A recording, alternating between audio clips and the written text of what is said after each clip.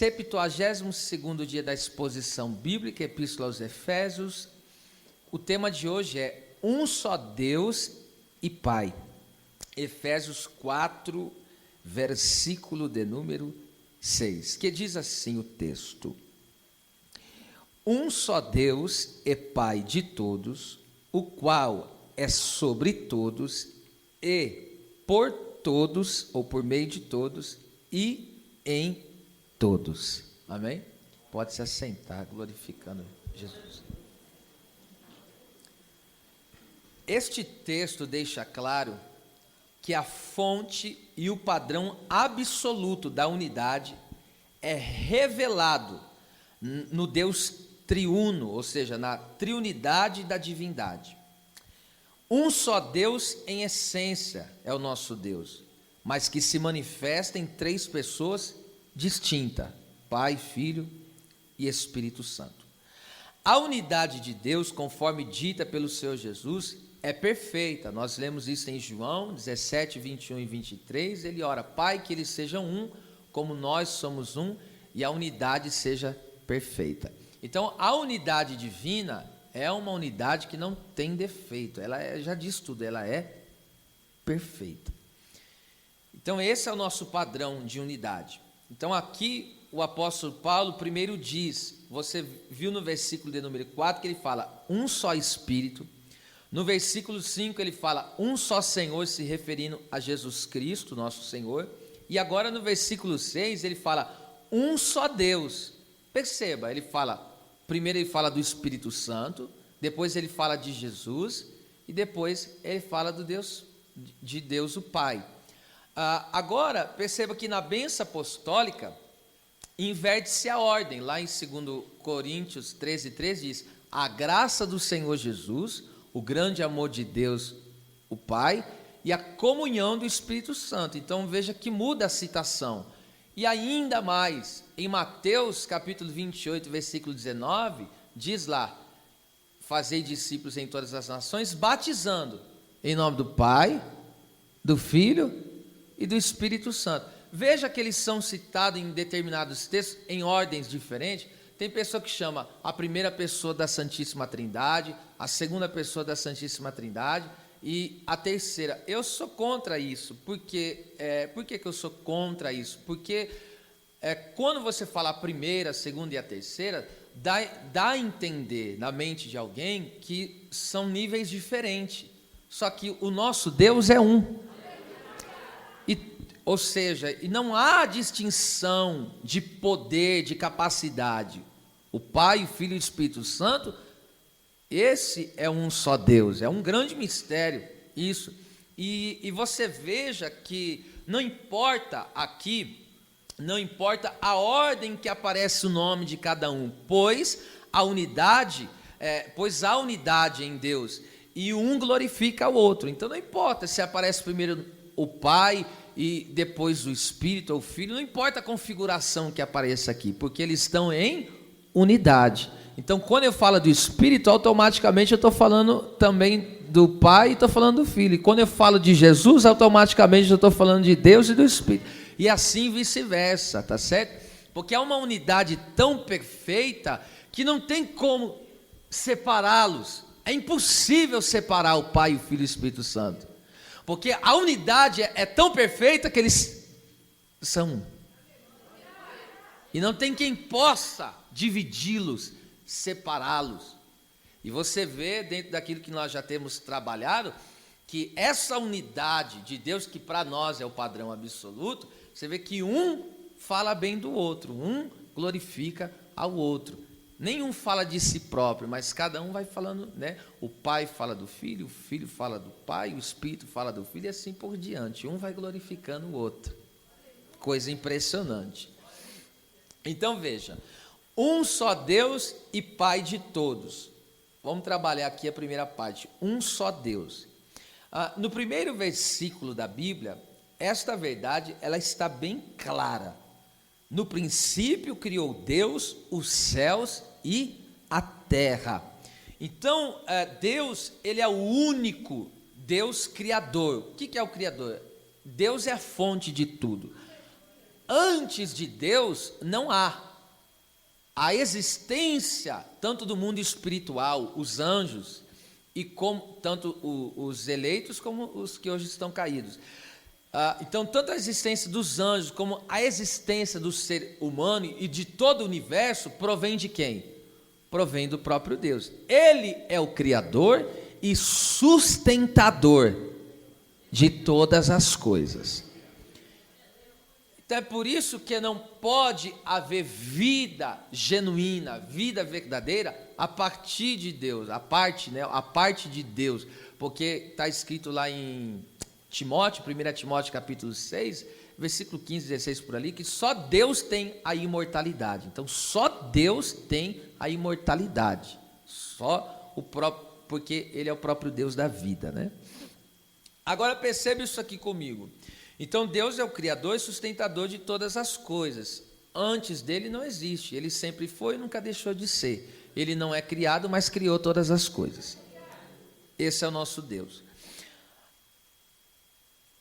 Então de onde, aí vem a pergunta, então de onde surgiu os muitos deuses que existem? É claro que todos eles são falsos, mas só existe um Deus verdadeiro, que a Bíblia diz. Por isso que a Bíblia diz o Deus único e verdadeiro. Por que Deus único? Porque existem outros que são chamados de Deus, mas não são. São deuses falsos, mentirosos.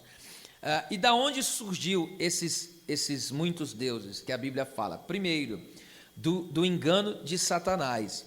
Está escrito em 2 Coríntios 4:4. O Deus desse século cegou o entendimento dos incrédulos. Então o inimigo ele se faz Deus dos homens caídos, porque ele enganou o ser humano e ele se tornou Deus deles. E a Bíblia chama ele do príncipe das trevas, o Deus deste século. Ou seja, o inimigo passa a ser direto ou indiretamente. Porque às vezes tem pessoa que serve a Satanás, mas não sabe. Tem pessoa que tem Satanás como Deus e não sabe. Então isso se torna indireto. Porque tem pessoas que passam a praticar, enfim, adorar outra divindade, dá-se um monte de nome, que nem no Antigo Testamento, Baal, Azera, e Dagon, tem muitos deuses que eles inventam aí, tá certo? Mas por detrás de todos esses aí, existe o cabeça desses aí, no caso, é Satanás. Então, indiretamente, a pessoa pensa que está adorando uma divindade, mas está adorando o próprio demônio, tá certo? Então, por isso que eu digo, tem pessoas que são cientes do que estão fazendo, são satanistas mesmo, mas tem outras que indiretamente não sabem, mas o Deus deles é o inimigo, porque ele cegou o entendimento para que não vejam a verdade do Evangelho, que existe um só Deus e um só mediador. Então, da onde surgem os falsos deuses? Primeiro, do engano do adversário, e segundo, da mente carnal do ser humano. Isso está escrito em Colossenses 2,18. Paulo fala que os irmãos estavam praticando culto, presta atenção, eles estavam dando culto a anjos, e ele fala que a origem desse culto dos anjos que eles estavam prestando aí, ele diz lá, estando debalde inchado na sua carnal compreensão. Então os homens caídos, a sua compreensão acerca do divino é uma compreensão carnal. O que é carnal? Destituído da verdadeira espiritualidade. Então, da onde surgem os cultos a anjos, cultos ao sol, à lua, conforme nós vemos isso registrado em Deuteronômio, que as pessoas adoravam sol, adoravam lua, adoravam os astros, e hoje em dia se adoram todo tipo de coisas, e aí eles dizem assim, olha, eu tive uma visão, eu tive uma revelação. Eles pegam e constroem uma imagem, faz um ídolo, uma imagem de escultura. Isso é fruto da sua mente carnal, porque a mente do homem está deturpada, a mente do homem é caída, é destituída de espiritualidade. Então veja que essa é a origem dos falsos deuses, do próprio inimigo e da mente carnal do homem. Então você pode ver, eu já estudei sobre as religiões, praticamente 100% das religiões, todos eles tiveram alguma revelação, algum sonho, alguma coisa apareceu. Então isso é fruto da mente carnal deles. E aí onde eles passam, então, ou seja, os homens carnais fazem-se, então os homens carnais, eles auto se intitulam deuses, como também criam imagens. Eles criam imagens, tá certo? Influenciados por Satanás. Então, no meio, perceba isso aqui. Então, no meio dos servos de Jesus, não pode ter deuses falsos, além do Deus verdadeiro, para que a unidade seja mantida. Então, há um só Espírito, um só Senhor, mas também há um só. Então, os outros deuses para fora. Porque senão a unidade não pode ser mantida. Se uma pessoa serve um Deus e a outra serve outro, vai dar contenda. Entende? Aqui no caso nós falamos de servir. E hoje aqui o apóstolo Paulo está falando de Deus, porque Deus é aquele que eu adoro.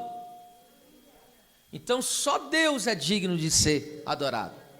A questão de Deus aqui, tudo gira em torno dele, porque ele é Deus, ele é criador. Então se alguém quiser tomar o lugar de Deus, ele vai receber para si as honras, ele vai receber para si as glórias, e tudo vai girar em torno dele. É por isso que existem homens que se fazem deuses. Veja isso aqui comigo, olha só como isso aqui é violento. Filipenses capítulo 3, versículo 19, confira você mesmo comigo. O fim deles é a perdição. Paulo está falando dos falsos obreiros. O Deus deles é olha lá, o Deus deles é a própria barriga. Por que o Deus deles é o ventre? Porque vivem para se satisfazerem. Por isso que a Bíblia diz que o homem é provado pelos louvores. Você recebeu um louvor e você ficou com ele e não deu glória a Deus, você é Deus da sua própria vida. Você nunca, se alguém nossa, como você faz bem isso, sempre diga isso, glória a Deus. Porque esse elogio não pode ficar para você. Ou seja, você recebe o elogio, mas você está dizendo, isso só pode acontecer por causa de quem? Então você dá glória. É Ele que é Deus, nós não somos dignos de glória, não podemos receber. Então Paulo, isso é forte, por isso que você vai ver, pode ser numa mensagem, alguém falar alguma coisa, glória a Deus na mensagem lá, filho. Eu não posso ficar com aquilo que não é meu, Deus não divide a glória dele com ninguém. Se Ele é Deus, Ele é digno de glória. Só Deus é digno de ser glorificado, somente Ele. Então as pessoas que tomam o lugar de Deus acabam ficando com a glória, e aí é onde dá o problema, tá certo? Aí Paulo dizia, a glória deles, olha lá, é para a confusão deles mesmos, porque só pensam nas coisas terrenas. Vamos trabalhar esse versículo aqui, ó. Então, quando os homens vivem para se satisfazerem, tornaram-se deuses de si mesmo, porque tudo gira em torno do seu umbigo. Isso gera vergonha, aí no texto confusão é vergonha também, e tumulto, né? E a marca deste pseudo-deus, aí que é o ventre, é pensar somente nas coisas terrenas, passageiras, nos prazeres momentâneos. Então, qual é a marca? Qual é a marca do Deus ventre? Qual é a marca? Só pensa nas coisas terrenas. Agora você entende o culto, onde só existe culto de porta aberta, só existe culto de prosperidade financeira, só existe culto para as pessoas buscar a chave disso, a chave daquilo, digo no contexto material. Você está vendo quem está reinando ali nessa igreja? O Deus daquela igreja, o centro daquela igreja está no homem, está tudo girando em torno dele, porque ele só busca as coisas terrenas. Mas o nosso Deus é da terra? Se o nosso Deus é do céu, então busquemos as coisas celestiais. Aleluia. Então, quando as coisas estão centradas no homem, é um problema muito grave. Quando o homem se faz Deus, ele mesmo faz o seu ventre, aqui fazer do seu ventre Deus, ou seja, tudo gira em torno de mim. Ou seja, se fizer alguma coisa e não colocar meu nome aí, tá pego, hein? Existem pessoas, até no contexto evangélico, e você sabe que a gente desce a linha no Papa, né, dos irmãos católicos, mas existe os Papa cristãos também. Existem homens aí que se colocam como se, ou seja, se não girar em torno dele, do que ele pensa, irmão, dá um problema lascado isso aí.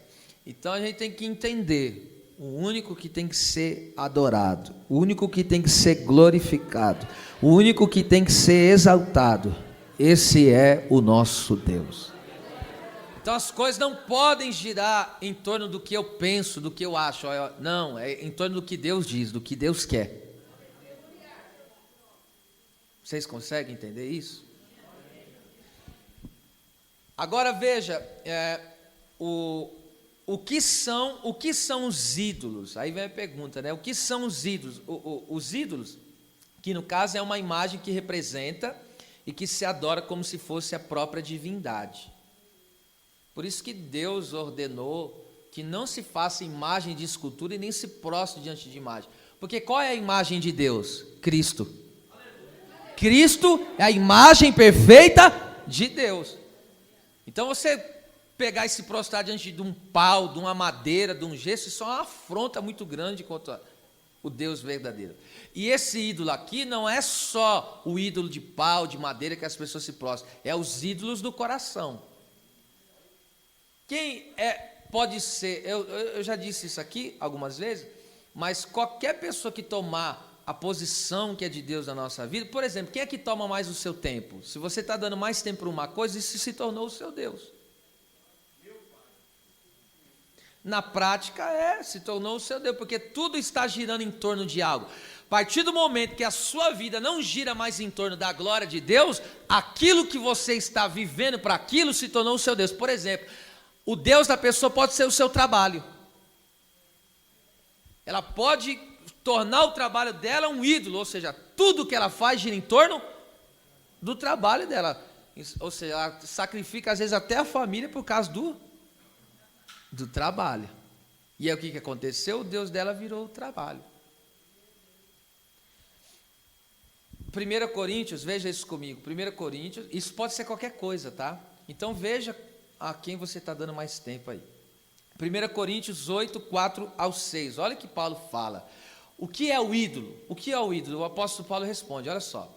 Assim que quanto ao comer das coisas sacrificadas aos ídolos, sabemos que o ídolo nada é. Então o que é o ídolo? Nada.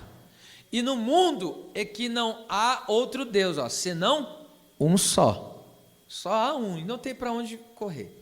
Porque ainda que haja também alguns que se chamam deuses, quer no céu, quer na terra, porque eles fala que veio uma revelação do céu, viu um ser angelical, então eles fazem tanto de imagens do céu, como imagem de homens aqui da terra, né? Fala, esse foi um santo nada, santo é Deus.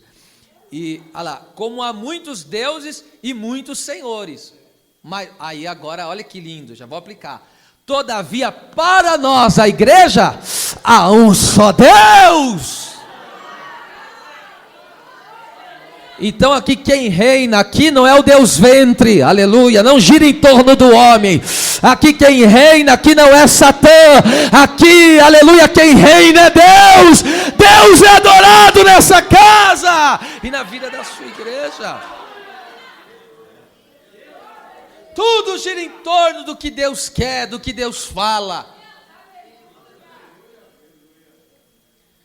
Irmão, então veja isso aqui comigo. O ídolo nada é. Diga forte isso. O ídolo nada é.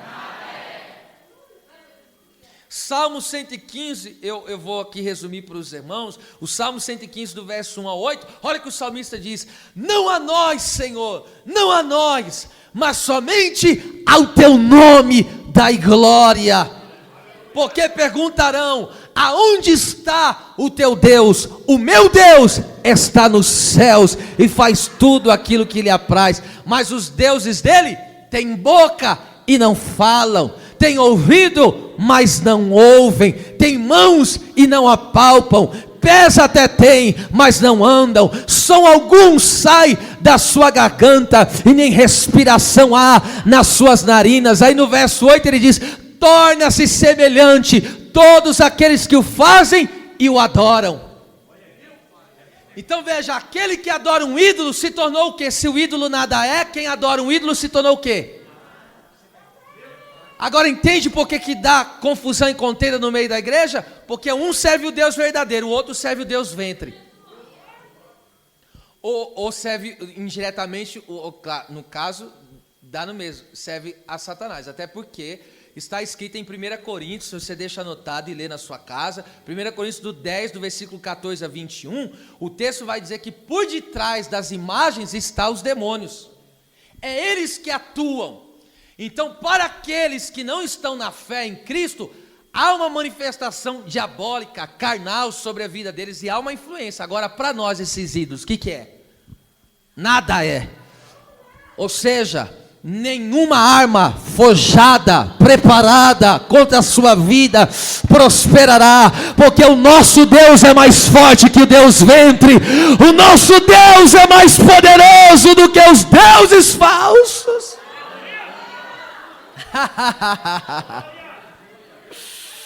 Aleluia. Então, escute isso aqui, gente. Oh, meu Deus, aí é por isso que eu digo, não tem como estar em unidade se não houver um só Deus, tá certo? Se houver essa separação, ó, um está para o lado do Deus ventre, que vive para o seu próprio prazer, outros estão do lado do inimigo, está cego na incredulidade, e aí o inimigo está só influenciando, ele só fazendo o que o inimigo quer, e ainda acha que está abafando.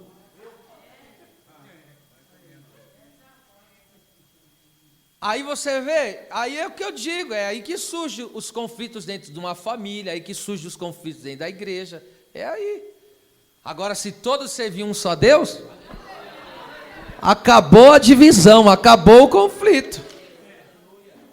Veja isso comigo, então onde reina o inimigo, há perturbação e divisão, mas para nós, a igreja, há um só Deus santo e justo, que condena toda a injustiça, e a qual a raça humana deve prestar contas a ele. É por isso que o anjo, ele bradará na grande tribulação e pregará o evangelho eterno, dizendo: temei-lhe a Deus e dai-lhe glória.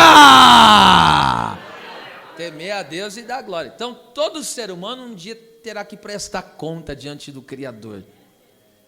Todo ser humano vai ter que prestar conta, e diante de Deus, todos estão debaixo dos seus pés. Adore a Deus. Adore a Deus. Adore somente a Deus. Um dia o próprio João, diante de uma revelação tremenda, que ele foi arrebatado no céu e viu um anjo forte e poderoso, ele caiu em tentação, hein? João falhou, hein? Caiu e foi para adorar o anjo falou: não me complica não, filho, levanta e adora só a Deus. Só a Deus. Só Deus. Às vezes, se a gente não tomar cuidado, que nem Cornélio mesmo. Pensa, Pedro, o homem que orava, Deus ressuscitava morto, levantava coxa. Está escrito em Atos 10, lá para o versículo 20, 24 por ali. Quando o Cornélio viu Pedro, o texto diz que ele se prostrou para adorar Pedro, reverenciar Pedro mais do que devia. Não estou dizendo que você não tem que dar honra para os homens de Deus, nada disso. Eu estou dizendo que a questão de passar a idolatrar, se ele não estiver lá, também não estou. Aí está ruim. Aí ficou ruim. Aí quando o Cornélio se prostrou para adorar, Pedro falou: filho, levanta que eu sou homem. Aleluia, adora só o Criador, adora só o Criador. Aleluia. Agora veja, então é um só Deus, Então diga: na minha casa só há um Deus. Aleluia! Deus vai derrubar o Deus ventre, Deus vai derrubar toda a artimanha, todos os ídolos do coração cairão, e Deus será glorificado em tua casa, em tua família, e na igreja do Senhor também.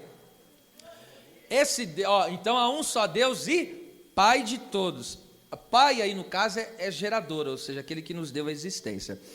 Escute isso aqui, que coisa tremenda. Jesus, ele desceu as águas do batismo, mesmo sendo santo, ou seja, puro, não tendo pecado. E por que Jesus desceu as águas? Porque ele cumpriu toda a justiça de Deus, correto? Mateus 3,15, João Batista até achou estranho. Jesus foi ser batizado e falou: mas para que eu vou te batizar? Você nem pecou e nem peca, tu és santo? Estou parafraseando aqui. Aí Jesus explicou para ele: por hora deixa assim, filho, é que eu estou me identificando com vocês, pecadores. E ele estava cumprindo toda a justiça de Deus. Escute, dobre atenção. Agora veja, quando Jesus desce, presta atenção, Jesus, ele é santo.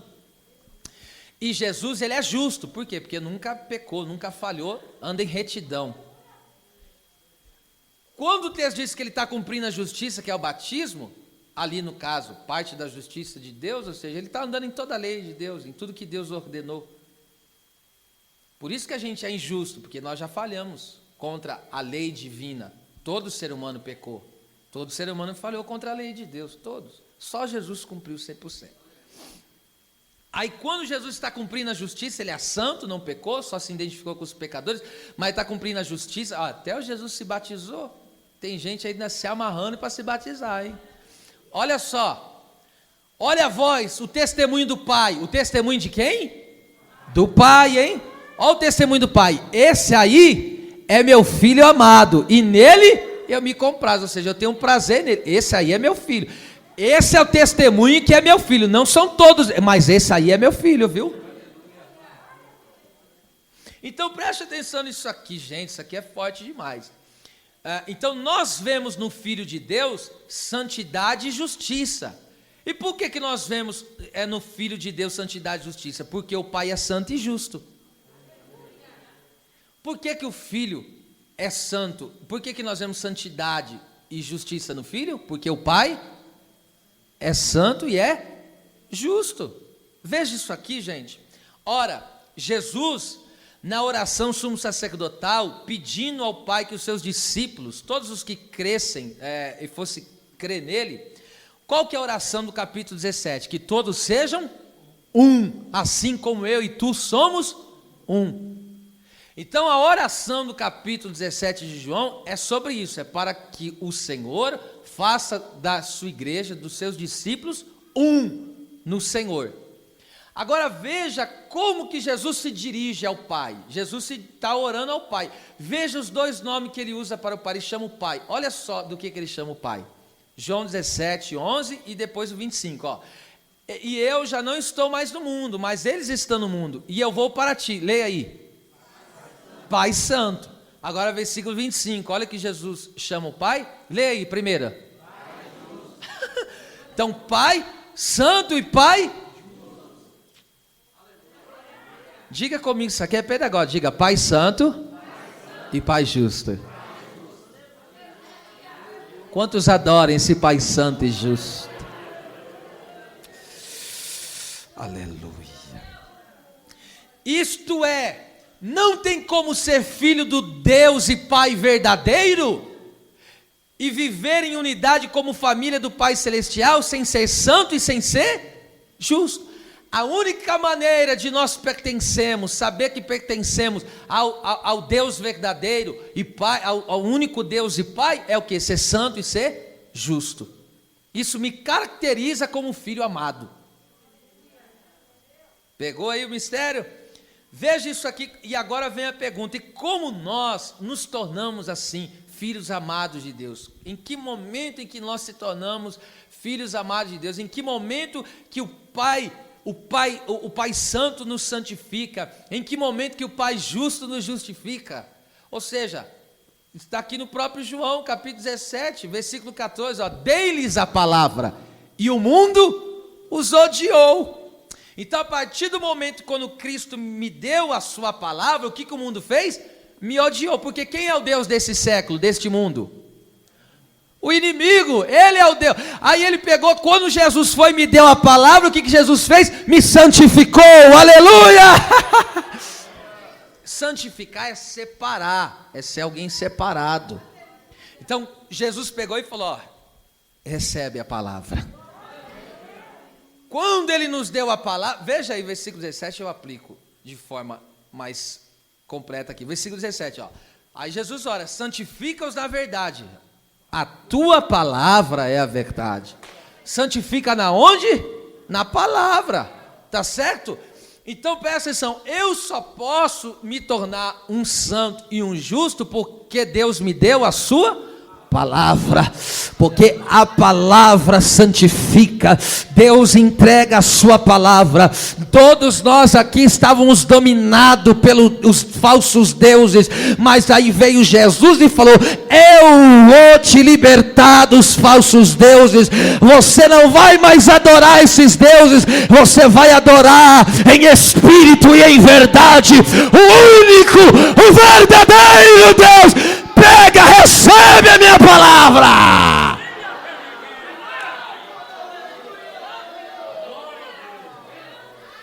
Diga com a mão direita levantada bem forte: Deus me libertou dos falsos deuses. Diga forte: Deus me libertou dos falsos deuses. Aleluia! Aleluia! Aleluia! E por que Ele é meu Pai? Porque Ele com a sua palavra me fez um santo, um justo. Eu ando na justiça de Jesus Cristo. Eu ando nos passos de Jesus Cristo. Essa é a minha justiça. Camanda calabácia, alabacalabarachanda. Se tem santidade e tem justiça, o Pai brada: esse aí eu dou testemunho, é o meu filho. Arabaxarabacácia, calabachanda arabacaia, alabaxarabacandácia, alabaxandecomanai. Não tem como ser filho sem receber a palavra. Quando Ele dá a palavra, Ele nos tira do mundo, Ele nos arranca das mãos dos falsos deuses e diz: você é santo e agora anda na minha justiça. Anda na minha justiça. Aleluia. Anda na minha justiça. Aleluia.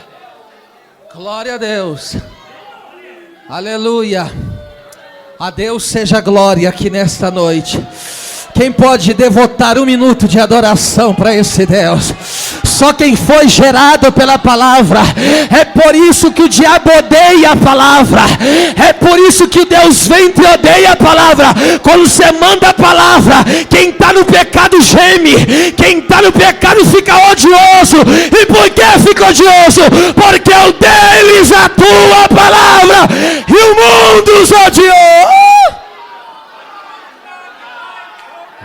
Nascere menesi, camanda coma narachanda, alabaxe. Adore a Deus em espírito e em verdade. Só pode adorar Ele quem nasceu de novo. Aleluia. Oh glória. Então, isso aí, irmão, o inimigo odeia a palavra de Deus. Ele odeia a palavra de Deus, porque a palavra nos gerou de novo.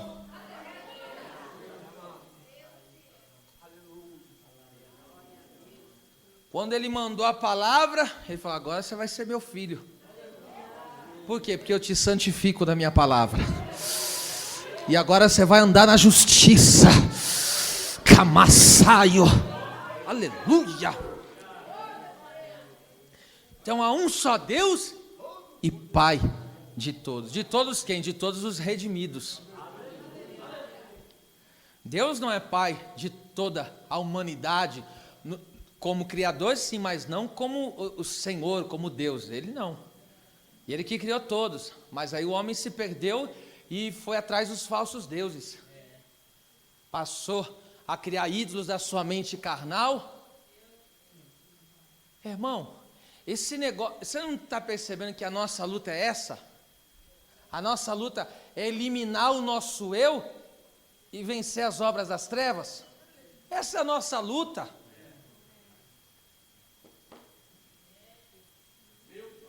Agora você entende por quê? Hoje, irmão, se tem alguma coisa que é gostosa, é o entretenimento. É ou não é gostoso?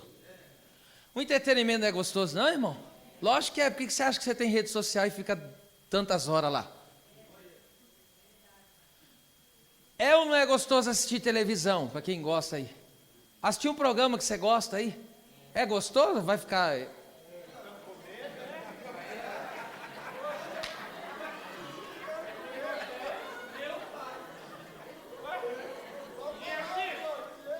Agora vem a pergunta: por que que é gostoso?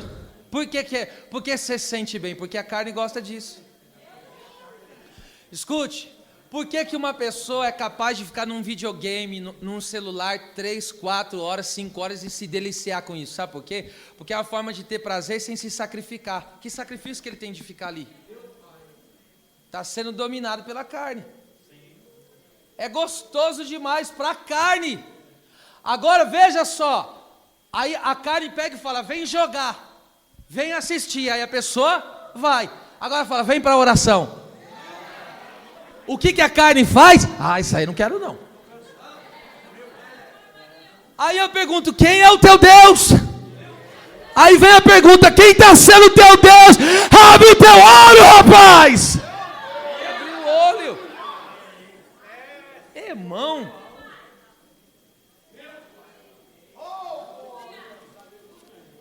se nós não formos santos e justos, não tem como viver nessa unidade. É forte ou não é? Coisa de Deus, irmão. Coisa de Deus esse negócio. Aleluia. Glória a Deus. Vem aqui comigo. Aleluia. Agora vamos para a parte B do versículo. O qual, então, um só Deus e Pai de todos, o qual é sobre todos, e por todos, e em? Então, sobre, por meio e em. O Pai é sobre todos, o Filho é por meio de todos, e o Espírito está em todos. Já te adiantei aqui, tá? Mas agora vamos aprofundar.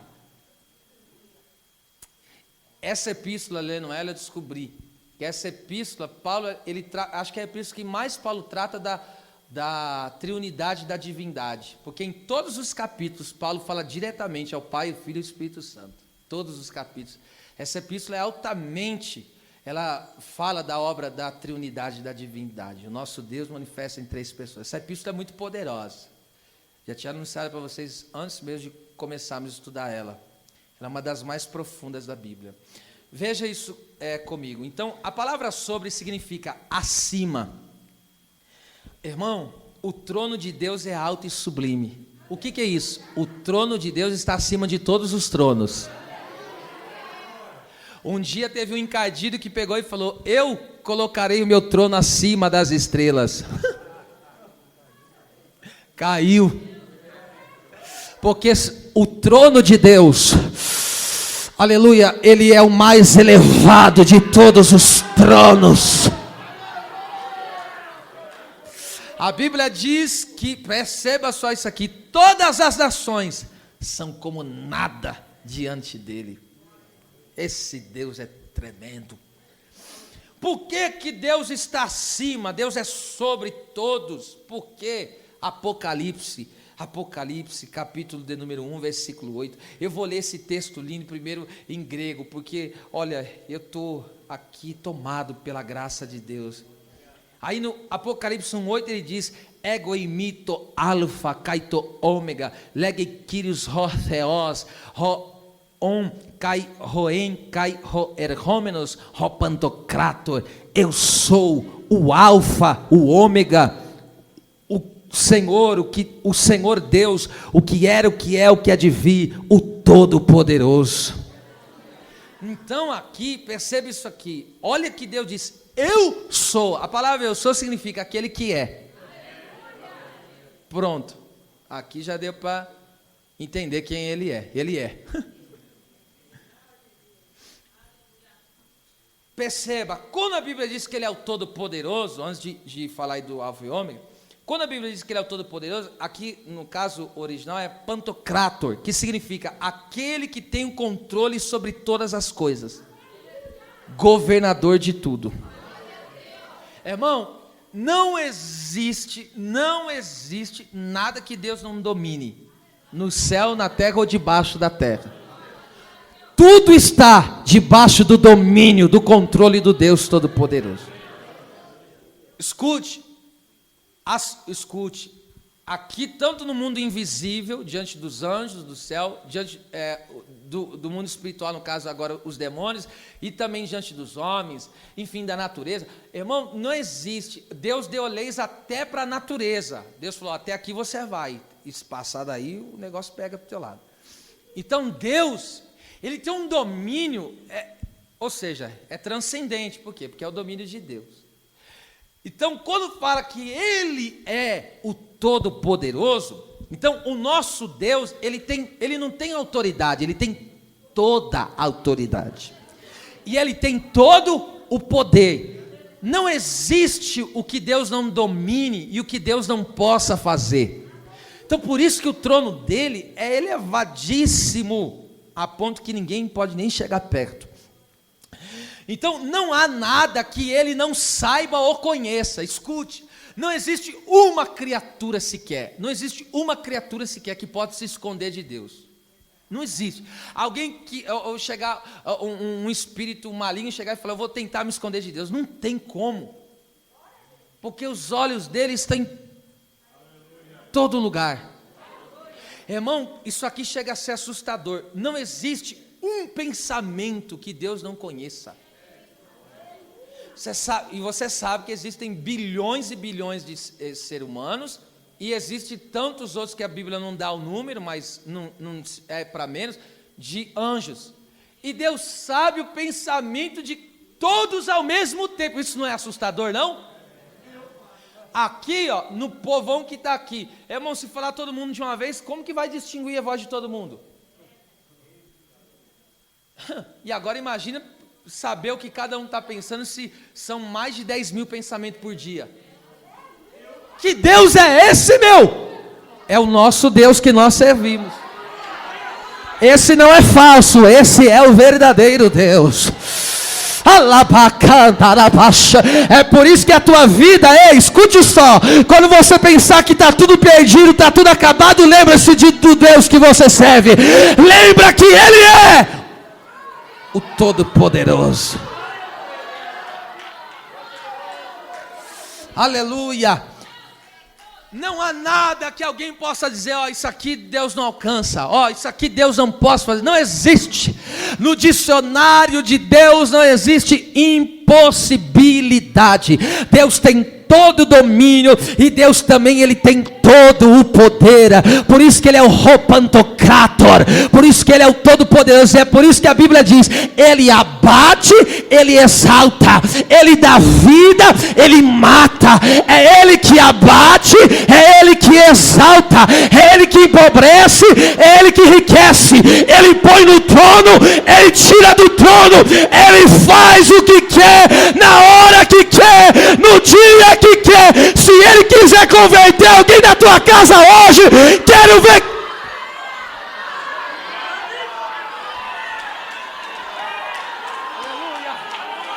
Aleluia, aleluia, aleluia. Se Deus chamar no peito e falar, tá laçado, peguei ele, quero ver quem escapa. Quem pode adorar o Deus Todo-Poderoso? Se Deus falar que te cura, está curado. Se Deus falar que abre, está aberto. Se Deus falar que salva, está salvo. Meu Deus.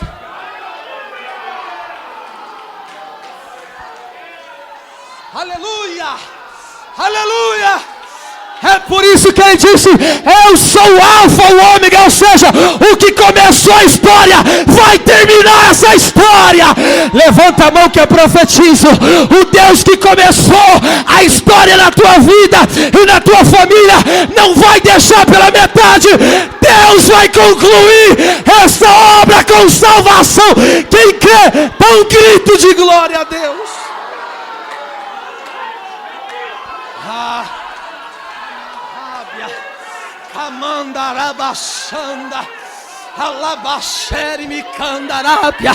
O que é o problema diante de um Deus como esse? O que é a luta diante de um Deus como esse? O que é a carne diante desse Deus? O que é o inimigo diante desse Deus?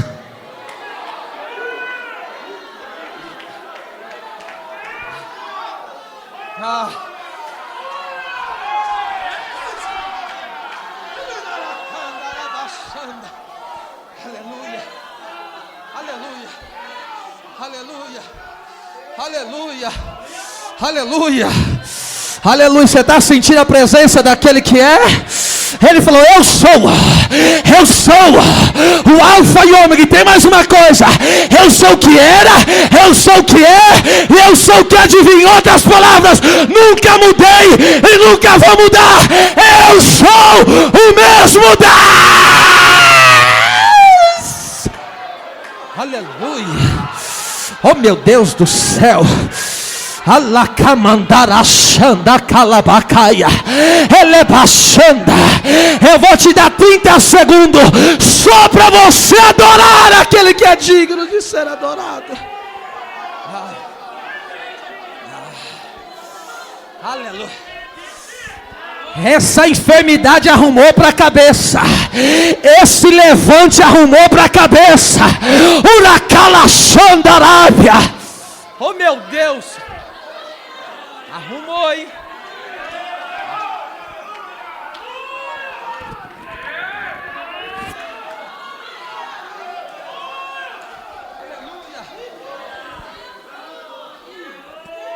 Aleluia. Aleluia. Irmão, é muito violento isso. O que? A Bíblia diz que esse Deus, Ele chama as incontáveis estrelas pelo nome, elas atendem na hora. O que esse Deus falou? Eu faço, Ele é soberano. Ele não pede conselho para ninguém. Ele não pede autorização para ninguém. Você me autoriza? Não! Ele é o legislador.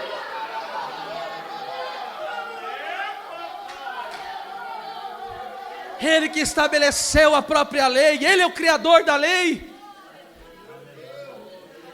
Irmão, aí vem a pergunta. Hoje, quando eu estava meditando nisso, eu quase saltei da minha mesa de estudo, aquela mesa improvisada, que eu louvo a Deus por ela. Eu quase saltei, porque aí Deus começou a falar comigo: se eu quiser, eu dissolvo o teu problema hoje. Se eu quiser, eu amasso esse problema hoje.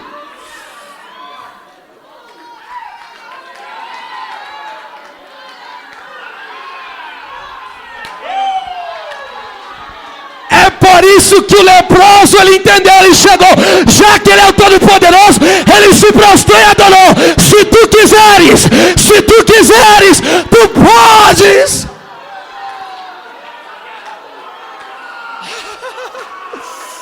Ah, meu Deus, se ele quiser mudar esse quadro difícil, ele muda hoje. Basta ele querer.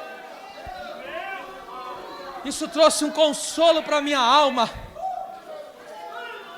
Porque aí eu comecei ali fazendo estudo e orando. Aí eu comecei a pensar: pera lá, se Deus quiser Ele pode fazer. Por que Ele não fez? Porque Ele é Deus. Ele está usando a situação para algum propósito dEle.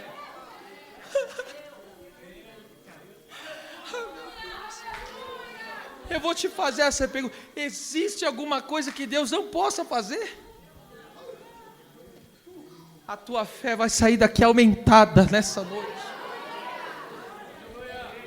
Existe família que Deus não possa restaurar? É como Ele falou para Ezequiel: está vendo esse vale de ossos sequíssimo? Pode reviver? Ezequiel falou: tu sabe. E os ossos, reviveu ou não reviveu? Cada osso se juntou ao seu osso. Cresceu carne, cresceu pele, cresceu nervo. Até o que não tinha Ele criou, irmão. Não existe o que o nosso Deus não possa fazer. Aí você pergunta: pastor, então por que Deus ainda não me curou desse problema aqui? Pastor, por que Deus não trouxe essa pessoa que eu estou orando e jejuando para Deus salvar? Por que ainda? Porque Ele está trabalhando em nós. Ele está trabalhando. Porque se Ele chegar num momento que você estivesse se humilhando e falando: Deus, meu Pai, e Ele falar: hoje eu vou fazer. Eu pergunto: quem que vai impedir de Ele fazer? Por isso, fica com o Deus verdadeiro, viu?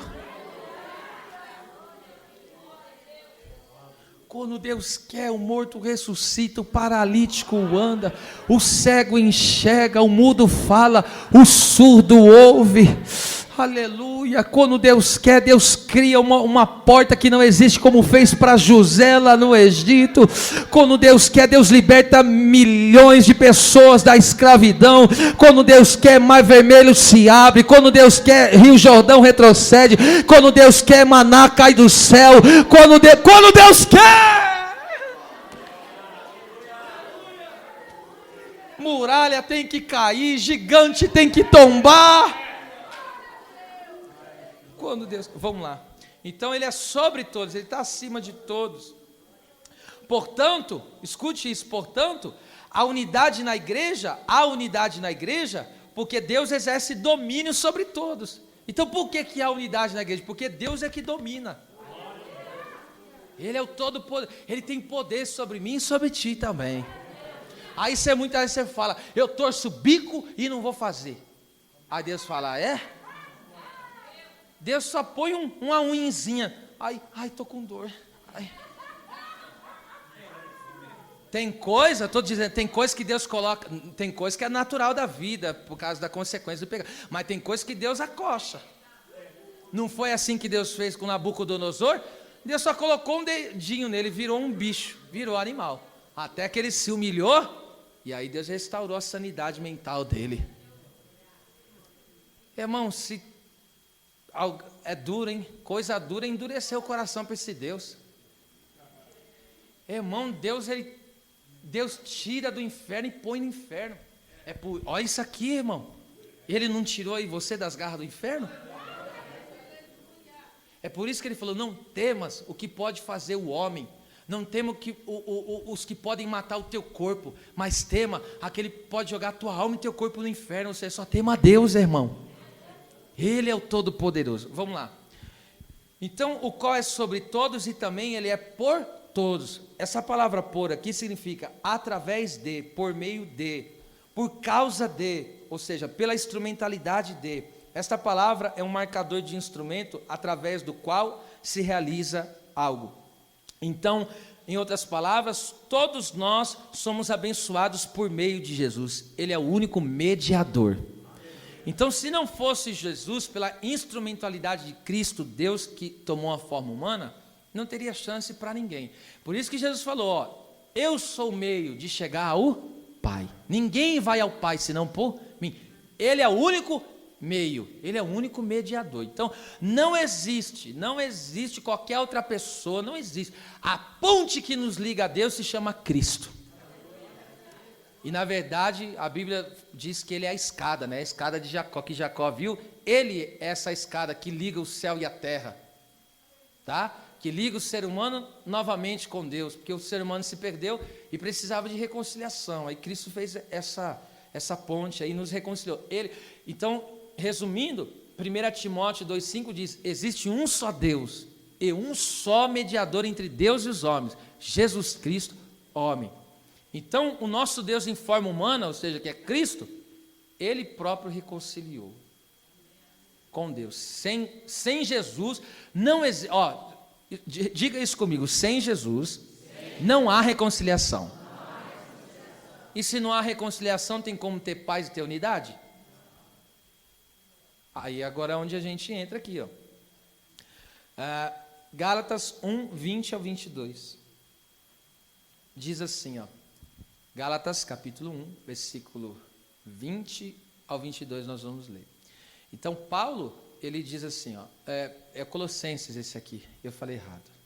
Colossenses.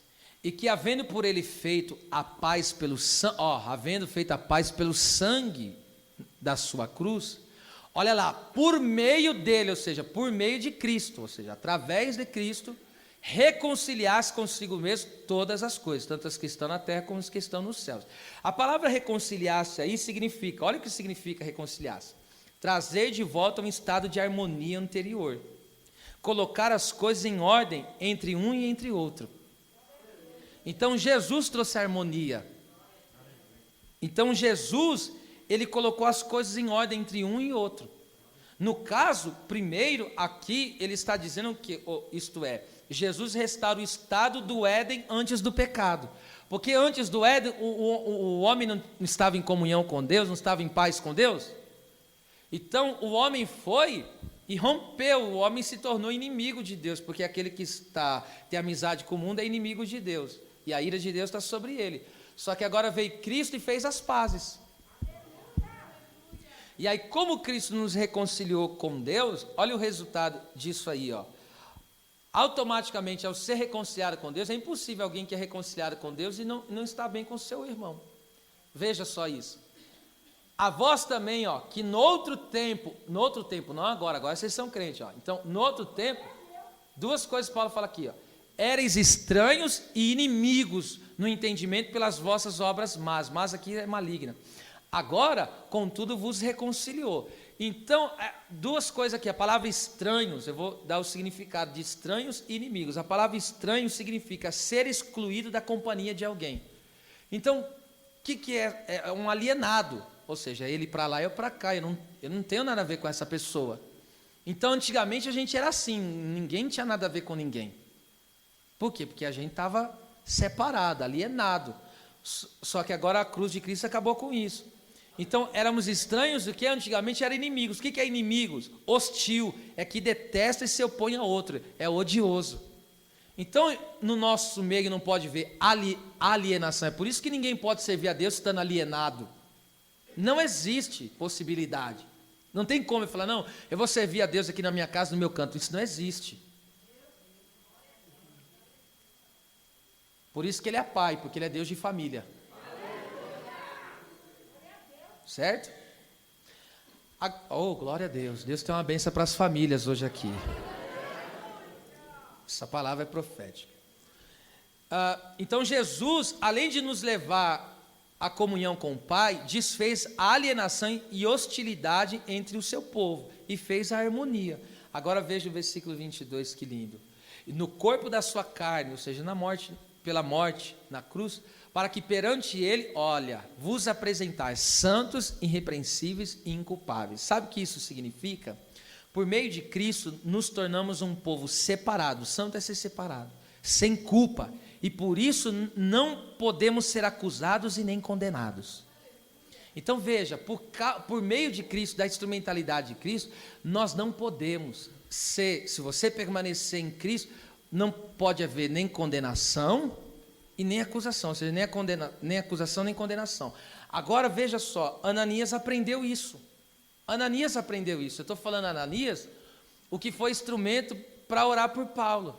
Porque Deus apareceu para Ananias e falou, ô Ananias, vai lá na rua direita, na casa chamada, Deus deu toda a descrição, Deus não erra, né? Sabe tudinho. Aí pegou e falou, vai lá que hoje a mensagem tem endereço naquela casa, certinho. Você vê, Deus sabia o endereço, o nome da rua, Deus sabia tudo. Ô irmão, Deus sabe tudo. Aí falou para Ananias, vai lá e procura por um homem chamado Saulo. Quando ele falou, Ananias veio para trás. Ananias tomou um choque, ele falou, Senhor, deixa eu te contar um negócio aqui, o senhor não sabe o que está acontecendo não? Aqui ele está perseguindo todos os crentes. Está maltratando, está matando. Aí Deus, como se Deus dissesse para Ananias, ô filho, você já está atrasado. Enquanto você pensa que ele está no pecado, já santifiquei. Ele estava descendo a lenha no Saulo. Mas aí o que aconteceu? Deus mostrou para ele, você não pode culpar alguém pelo seu passado, sendo que eu já transformei ele. Pegou aí a lição? Aí veja como que Ananias chegou na casa. Primeira coisa que ele fez, é quando ele entrou e disse, irmão Saulo, irmão, até agora está falando que era alienado, odioso, agora está dizendo, esse é meu irmão, porque foi alcançado pelo mesmo Deus. Assim somos nós éramos odiosos, alienados, aí Deus nos alcançou por meio de Cristo. Então, por meio de Jesus, vamos lá. Por meio de Jesus, a igreja, o servo de Deus, é instrumentalizado pelo divino. Então, por meio de Cristo, presta atenção, além de a obra, toda a obra que Deus faz é por meio de Cristo, tá certo? Tudo é feito por meio de Cristo.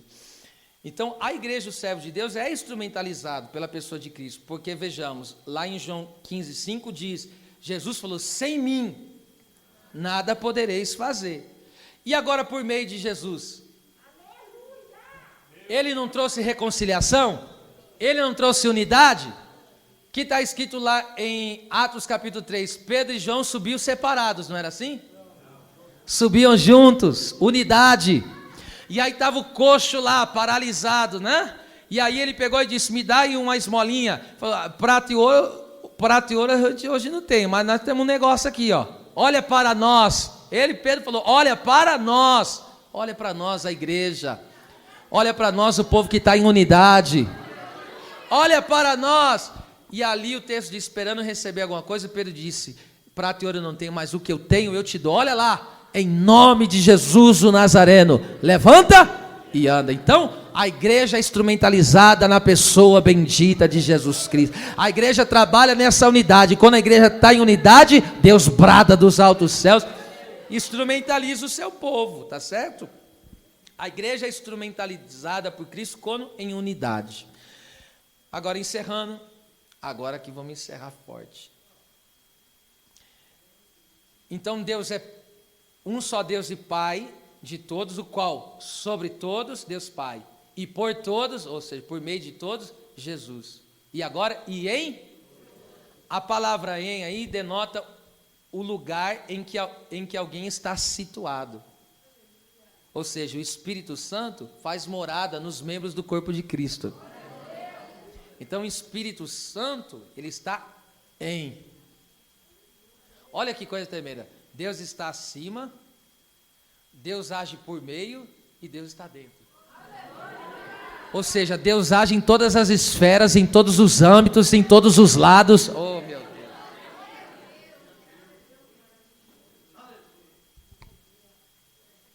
Agora veja isso comigo. Como identificar um membro do corpo habitado pelo Espírito Santo? Como identificar que alguém é membro do corpo de Cristo e habitado por ele? Vamos lá, isso aqui é forte. Gálatas 1, 15 e 16. Paulo dizendo, mas quando aprove a Deus, que desde o ventre de minha mãe, me separou e me chamou pela sua graça. Veja, ele foi aqui, ó, desde o ventre da mãe dele, o Senhor já tinha uma obra, mas foi desde o ventre que ele começou a... Você vê que ele teve que ter um encontro com Jesus? Então não adianta. Nasceu filho de crente, tudo, os pais oraram, consagraram, vai ter que ter um encontro com Jesus. E às vezes tem filho que se torna que nem Saulo, é duro de coração. Por que eu sei que é duro? Jesus falou, dura coisa em recalcitrar, ó, tá dando coisa, Deus está chamando, vem para cá, vem fazer a minha vontade, e só coisa, no chamado de Deus. Aí Paulo falou, dura coisa, hein? Você está dando murro em ponta de faca, vai só se ferir, vai se machucar, vai quebrar a cara, é melhor se entregar. Então tem pessoa aqui, às vezes você, entende, nasceu num lar cristão, enfim, e está relutando contra o chamado de Deus. Vai, tenta a sorte, você vai ver onde vai dar isso aí. Tenta a sorte. Só vai se machucar. No final, aí a gente se vê lá. Aí a gente não deseja isso para ninguém, mas no final vai ver com a cara quebrada. Alguém vence Deus? Se Deus falou que é consagrar desde o ventre, acabou, meu amado. Se você continuar fugindo do chamado de Deus, só vai quebrar. É melhor se entregar logo de uma vez. Ficar relutando, que às vezes dá na telha. Não, eu vou me rebelar. Vai se lascar todo. Olha lá. Olha lá. Revelar seu filho. Paulo está dizendo, Cristo é revelado em... E como que Cristo pode ser revelado em mim? Presta atenção, isso aqui é forte. Perceba isso aqui. Como identificar um membro do corpo habitado pelo Espírito? Essa é a pergunta. Então vamos lá. Como identificar um membro do corpo habitado pelo Espírito? Ou seja, se Cristo é visto no viver dessa pessoa. Como que eu sei que Cristo habita nessa pessoa? Se eu vejo Cristo nele. A partir do momento que eu vejo Jesus nele, ou seja, ele tem o Espírito Santo. Escute, e por que isso tem que acontecer? O Espírito Santo não veio falar de si mesmo, mas para glorificar a Jesus. Está escrito em João 16, 13 e 14. Ele falou, ele não falará de si mesmo, mas falará de mim. Ele me glorificará. Então ser cheio do Espírito é viver como Jesus viveu.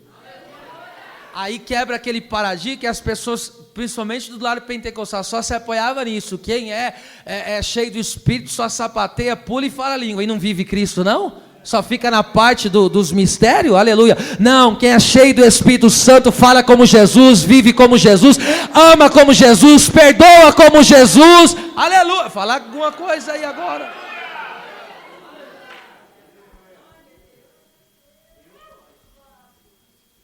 Só ficar no sapateio não é ser cheio do Espírito Santo, isso não é sinônimo. Só quer ficar com uma parte da obra do Espírito? Não, vamos ficar com os mistérios, é bom, é tremendo isso aí. Mas vamos ficar vivendo Cristo também. Tá certo? Vamos na área, todas as áreas. A gente pode fazer distinção, é o pacote todo, né? Pega isso aqui comigo, ó. Romanos 8, 11 ao 13. Aguenta mais 2 minutos aí ou para já? Diz aqui, ó. E se o Espírito daquele que dos mortos ressuscitou a Jesus habita em vós, aquele que dos mortos ressuscitou a Cristo também vivificará o vosso corpo mortal pelo seu Espírito que em vós habita. Então o que vivifica esse corpo mortal aqui? A presença, a habitação do Espírito Santo. Por que é um corpo mortal? Porque é decadente, sujeito a morrer, paralisar mesmo, e também ao pecado, a cair, tem essa tendência. Então é um corpo mortal. Por isso que Paulo falou, quem me livrará do corpo dessa morte? Dou graças a Jesus. Porque é Cristo que faz isso. Agora veja, olha aí o que significa a palavra, oh meu Deus, a palavra no caso aí, vivificará significa produzir vida. E quem que é a vida? Cristo. Jesus não falou, eu sou o caminho, a verdade e a... Então presta atenção, se Cristo é a vida, ou seja, o Espírito produz a vida de Cristo em nós. Está vendo quem produz a vida de Jesus em nós? O Espírito Santo. Então a pessoa que é habitada pelo Espírito Santo, ele produz a vida própria, a vida de Cristo. Está... Oh meu Deus, isso é lindo demais, meu. Então ele habitando no membro do corpo, ele vai fazer o quê? Agora você não vai produzir a sua vida, porque sua vida é uma porcaria. É suja, é pecaminosa, é odiosa, é cheio de vício. Essa vida não presta. Eu vou produzir uma outra vida em você. E qual é a vida que o Espírito Santo está produzindo aqui? É a vida de Cristo. É por isso que alguém olha para nós no trabalho, na escola, no viver e fala, como ele é diferente, aleluia, por quê? Porque a vida de Cristo está sendo vivida. Então se nós falarmos como um mundano, agir como um mundano, como que Cristo vai ser glorificado? Porque, olha lá como que funciona, o Espírito habita em nós, nós produzimos a vida de Cristo, e Cristo fez o que aqui na terra em relação ao Pai? Glorificou. Agora entende como que glorifica ao Pai? Sendo cheio do Espírito, vivendo a Cristo, Deus é glorificado. Aleluia. Quase eu vou do próximo pulo desse que eu der. Versículo 12. A palavra é assim, me encanta. Eu fico assim, eu fico que nem aquela criança no parque de diversão. É assim minha vida na palavra. Veja só, que coisa linda. Oh Deus. De tal maneira, presta atenção, a habitação do Espírito, habitando no membro do corpo, faz ele viver, ou seja, produzir a vida de Cristo, tá certo?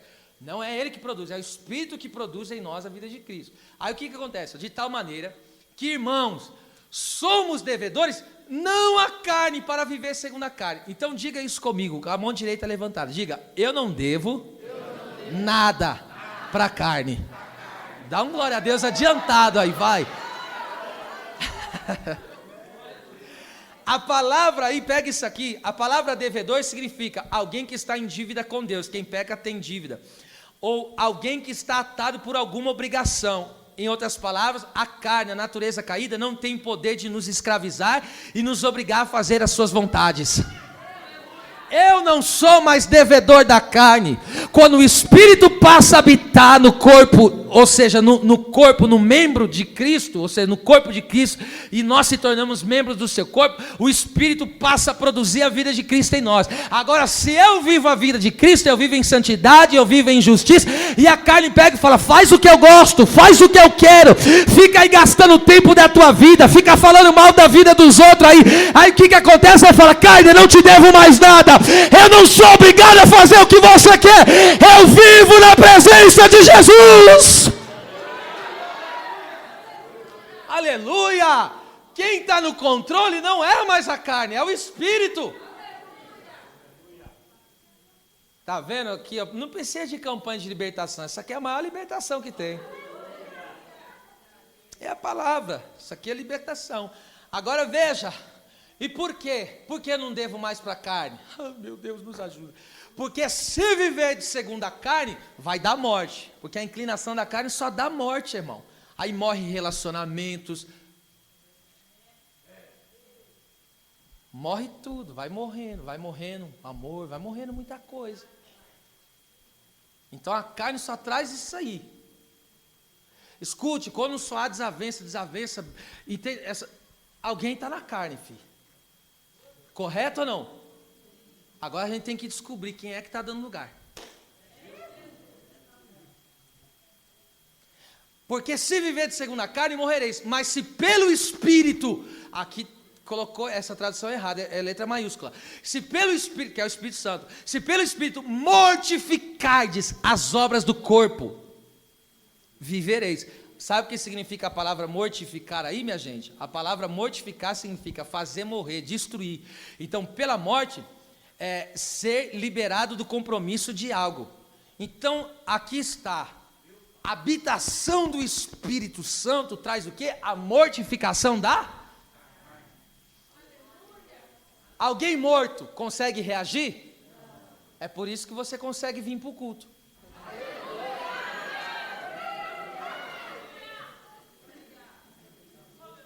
É por isso que tem dia que a carne chega e fala: ó, hoje tu não vai orar não, hoje eu vou te segurar aqui. Aí você fala: oxe, devo alguma coisa para tu?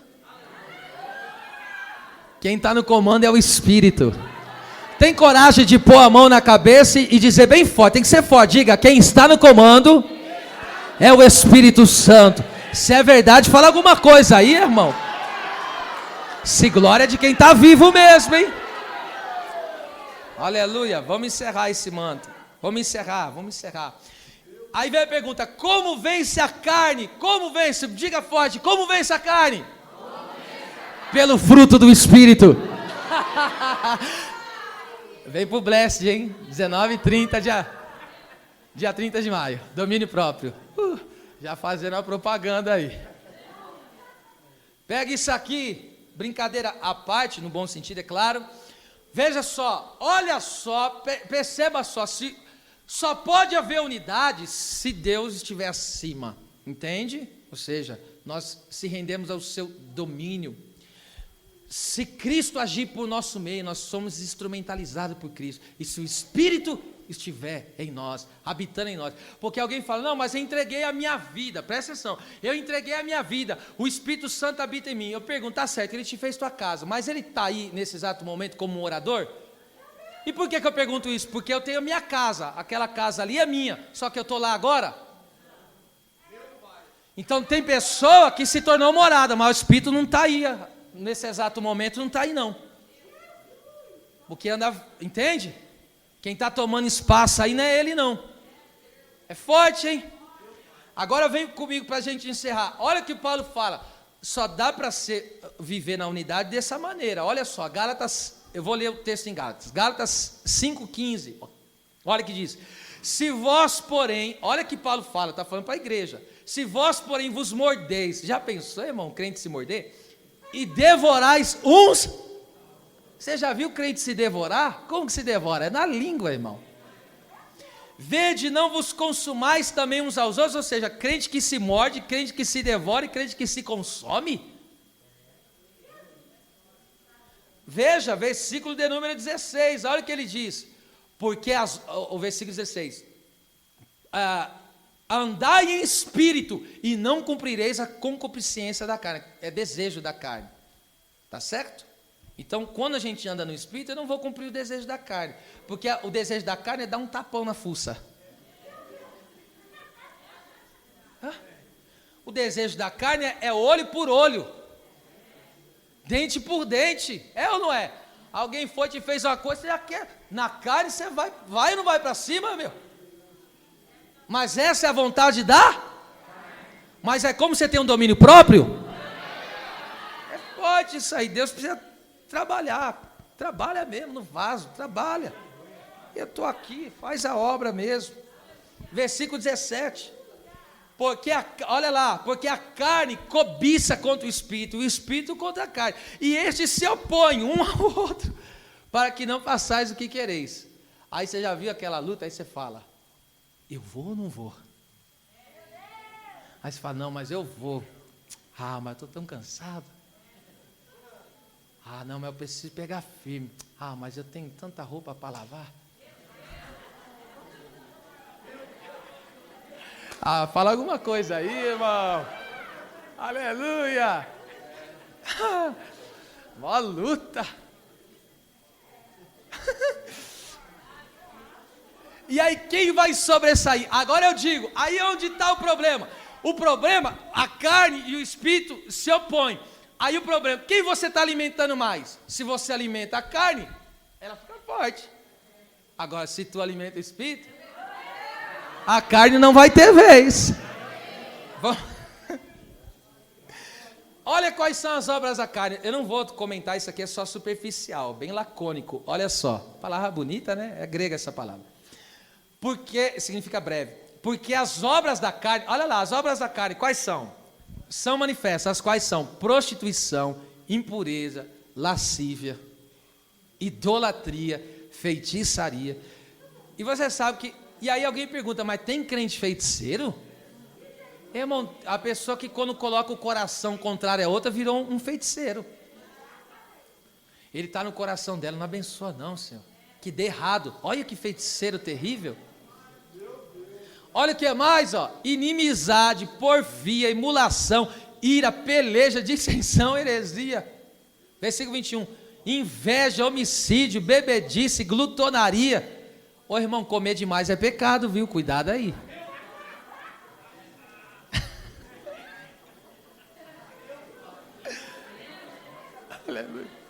Ô irmão, o estômago está falando, pelo amor de Deus, para, eu não aguento mais. E a boca...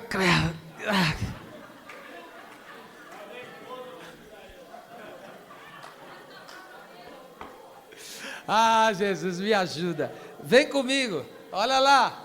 Isso é a obra da carne, acerca das quais vos declaro, como já antes vos disse, que os que cometem tais coisas não herdarão o reino não herdarão o reino de Deus.